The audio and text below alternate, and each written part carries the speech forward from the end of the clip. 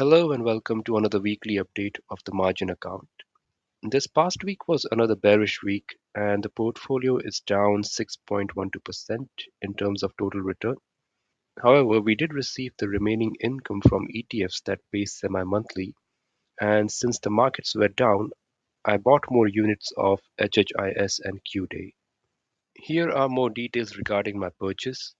In total, I bought 148 units of HHIS and 50 units of QDay for a total cost of roughly $3,000. However, it is important to note that these purchases were made using a capital of $2,000. So, in essence, I used a margin multiple of almost 1.5x. Since both these ETFs have a margin maintenance requirement of 30%, using 1.5x margin multiple is fairly safe. Here is the income I received last week.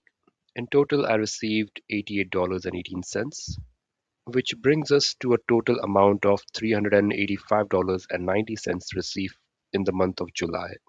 One thing you may notice is that Biggie is doing most of the heavy lifting in terms of income generation. However, that will change for the month of August since we have bought more HHIS and QDay.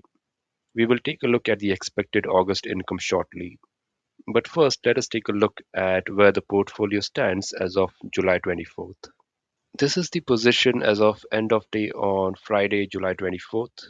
We are down almost 10% in terms of capital value of the portfolio. However, when accounting for the income received, the total return is negative 6.12%.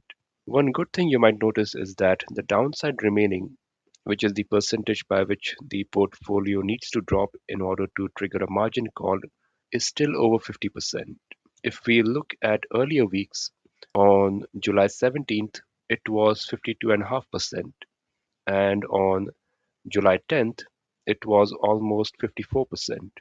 This was back when the portfolio's total return was in the positive as well. So even though the portfolio value has dropped by almost 7% over the past 2 weeks, the downside remaining percentage has only gone down by 3%. This makes me feel quite confident about the approach I'm using for this portfolio, where the vast majority of the holdings have only a 30% margin requirement on Wealthsimple. This ensures that even during a bearish market, we have plenty of downside buffers, and the likelihood of triggering a margin call is very low. Now, let us take a look at the expected income in the month of August. We did actually receive announcements of the July income, which will be paid out in August, from all the ETF providers whose funds we hold. So the amounts we see on the screen are in fact the exact amounts we are expected to receive in the month of August.